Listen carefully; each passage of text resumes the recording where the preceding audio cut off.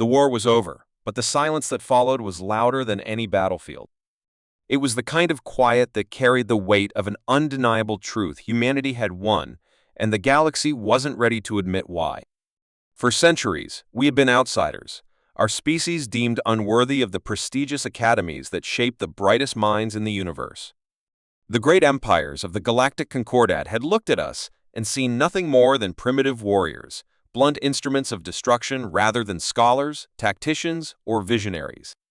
And so, they shut their doors, their libraries, their institutions of higher learning, keeping us at arm's length while they refined their knowledge in the belief that wisdom belonged only to those who had never dirtied their hands with war. But war had a way of finding even the most enlightened civilizations. When the devourers came, there were no debates, no councils, no diplomatic resolutions that could stop them.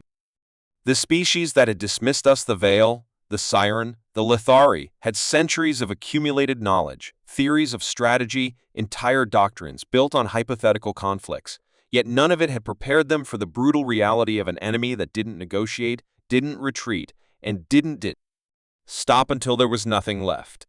Their fleets, once thought to be the pinnacle of military engineering, were reduced to wreckage. Their generals, products of the very institutions that had denied us entry, were paralyzed in the face of an enemy that refused to conform to the neat equations and simulations they had studied. Humanity watched from the sidelines at first. It wasn't our war, after all. Why should we care about the destruction of civilizations that had spent decades keeping us out of their academies, dismissing us as little more than brutes? But as the reports came in, entire planets burned to cinders, billions slaughtered, civilizations on the brink of extinction, something stirred in us. Pity? Maybe. A sense of responsibility? Possibly. But more than anything, it was the bitter recognition that we had seen this before. Humanity had lived through wars that had reshaped entire continents, conflicts where survival hinged not on theory but on instinct, on adaptation, on the ability to turn every disadvantage into an opportunity. So, we joined the fight, not as equals, not as honored allies, but as a last resort. The same species that had denied us entry into their academies now begged for our knowledge, our strategies, our experience. It was almost laughable these so-called superior civilizations, with all their advanced learning, now needed the wisdom of the very people they had dismissed as unworthy. They expected us to hand over our strategies, to teach them the way we fought, to give them a chance at survival. Some humans wanted to refuse, to let them reap the consequences of their arrogance. But others knew the truth. Humanity had always been at its best when faced with impossible odds. So, we didn't just fight. We taught. Not in their ivory towers or grand lecture halls, but on battlefields drenched in fire and blood. We rewrote their strategies, tore apart their doctrines, and showed them what it truly meant to understand war, not as an abstract concept, but as a living, breathing force. They learned that battles weren't won by the side with the most advanced technology or the most elaborate theories. They were won by those who adapted the fastest, who turned every loss into a lesson, who understood that survival was more than just a matter of intelligence, it was a matter of will. And humanity? We thrived. While the academies had spent years debating the ethics of war, we had lived it. While their scholars had studied conflicts in the safety of distant observatories, we had bled for every inch of ground. The great powers of the galaxy had always believed that intelligence and strategy were things to be taught in controlled environments, but we knew better. War was the greatest teacher, and we had been its students for far longer than they ever realized. Now, the war is over, and the galaxy has changed.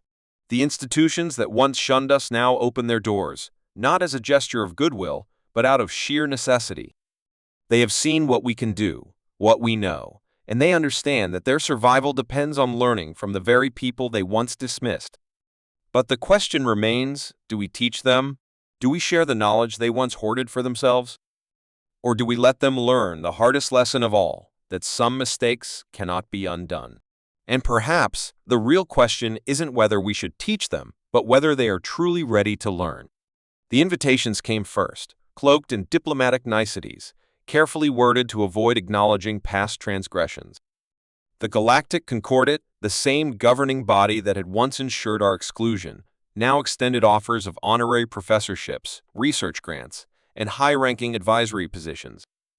They spoke of reconciliation, of the need to move forward as allies. But humanity wasn't blind.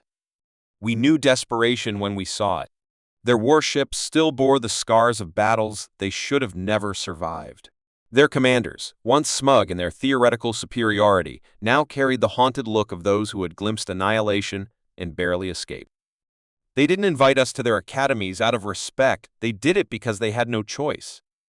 At first, the debates raged among us. Some believed we should take our place in the institutions that had denied us, reshape them from within. Others argued that teaching them would only make them dependent on us, that they would take our knowledge, and then, when the dust had settled, return to their old ways. But the real concern was deeper, unspoken yet understood by those who had fought the longest. If we trained them, if we truly opened our minds to them, we would be arming them with the very thing they had always feared about us, an understanding of war that went beyond tactics and strategy, and instinct honed by centuries of survival in a universe that had never given humanity an easy path. Even so, curiosity got the better of us. A handful of our best went to the academies not to teach, but to observe. And what we found was worse than we had imagined. Their institutions hadn't just stagnated, they had rotted from within. The so-called scholars of war had spent so long theorizing that they had forgotten how to think for themselves.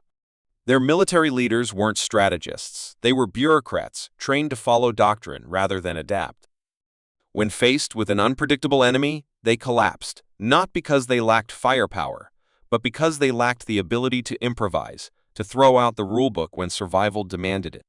And that's when we realized the real danger. The galaxy had assumed that humanity's strength lay in its brutality, in its history of war. But they had misunderstood from the beginning. Our greatest weapon had never been our ability to fight, it was our ability to learn. We didn't just win battles, we absorbed them, transformed every failure into knowledge, every mistake into a lesson that made us stronger. And now, for the first time, the rest of the galaxy had begun to understand what that truly meant. Then came the twist none of us saw coming. One of our own, a teacher sent to the most prestigious military academy in the Veiled Dominion, disappeared. Official reports claimed an accident, a malfunction in the Academy's security grid.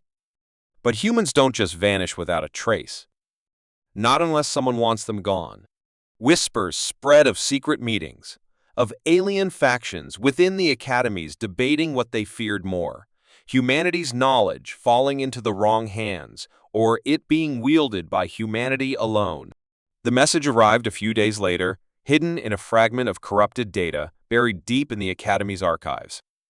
A warning, written in a language that wasn't Veil, wasn't Siren, but a dialect long thought extinct, belonging to a species that had vanished centuries before.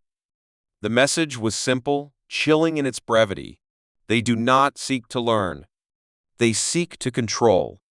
Leave while you can. By the time we decrypted it, it was already too late. The doors of the academies slammed shut once more, but this time, not just to us. Across the galaxy, entire networks of knowledge were being locked down. Libraries erased. Research buried. It wasn't just humanity they wanted to keep out now. It was the truth. The war had not been a test of survival. It had been a catalyst. And someone, somewhere, had decided that what we had taught was too dangerous to be left unchecked. We had thought we were teaching them. We had thought they needed us. But what if, in trying to shape the future of galactic warfare, we had awakened something far worse? The silence after the message was deafening. The galaxy had gone from desperate calls for help to an eerie calm, as if everyone had suddenly realized that something far darker was unfolding behind the scenes. The academies were sealed, the warships circling the most strategic planets, their crews on high alert. Yet even as fear gripped the galaxy's leaders, they couldn't hide the truth anymore. They had underestimated humanity, and they had awakened something far more dangerous than they had ever expected. But it wasn't just their arrogance that had led them here. It was ours, too. We had been so focused on showing them how much they needed us that we hadn't seen the deeper game they were playing. For years, The greatest minds of the galaxy had believed their superiority lay in their knowledge, in their control over the flow of information. What they hadn't counted on was humanity's ability to adapt, to learn, and to push past their theories. But now, that variability had turned the tables. If they thought they could simply shut us out, they were gravely mistaken. The time for diplomacy was over. The time for action had come. The truth was this: the knowledge we had shared with them was never meant to be shared at all. Some factions within the academies had long planned to twist that knowledge, to use our tactics and strategies against us. They had feared what would happen if humanity was allowed to rise up and take its place on the galactic stage. The old empires, once so confident in their intellectual superiority, had made one fatal mistake. They never realized that we didn't need to be on their level to defeat them. We just needed them to believe we were. So, we acted. We didn't just mobilize our fleets or prepare for an invasion. We infiltrated. We reached out to the very people within the academies who had begun to see the truth that the knowledge we had shared was too dangerous to remain in the hands of those who sought to control it. And, with careful precision, we began to turn their systems against them. It wasn't just an uprising. It was a revolution of ideas, a reshaping of the very foundation on which their so-called empires were built.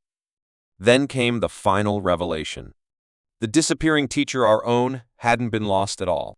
She'd gone underground, connecting with a hidden network of scholars and fighters who had been waiting for this moment. She wasn't just a messenger. She was the catalyst, the last piece of the puzzle. She had infiltrated the heart of the Veiled Dominion's most secure research facility, and in a final audacious move, had uploaded a single file to every major data network in the galaxy. The file contained one truth that no one had anticipated. Humanity's greatest weapon wasn't just our adaptability, our military prowess, or even our intelligence. It was our unity. The message was clear: humanity would never again be divided. Whether in war or in peace, we would stand together, and no power, no academy could stop us. As the file spread across the galaxy, the academies, the fleets, the once proud empires began to fracture. They couldn't hide their fear anymore. What had been a quiet revolution became a full-scale uprising. Systems once thought invulnerable began to crumble, as leaders who had held too tightly to their power were overthrown. The galaxy was no longer a place of theoretical learning. It was a place of action, of living, breathing change. The war didn't end with a treaty or a victory. It ended with an awakening. But the twist, what no one had expected, came when the oldest and most powerful faction, the Lithari, announced an unprecedented offer. They had been the ones to initiate the war, to push the galaxy into chaos, but in the end, they saw the undeniable truth: humanity was no longer a species to be feared or manipulated. We had become a force of nature, one that could no longer be controlled. They offered us not just a seat at the table, but the table itself. We stood at the precipice, faced with an unimaginable choice: to take our place among the stars, to rise to the challenge and help shape the future, or to leave it all behind, to walk away from the chaos we'd helped create. But in the end, we didn't need to choose. Humanity had already made its decision. We weren't going to be defined by the empires of the past. We were going to define the future. Together, the galaxy, once a vast expanse of isolated powers, was about to change forever. And this time, humanity wasn't just fighting for survival. We were fighting for our place in the stars.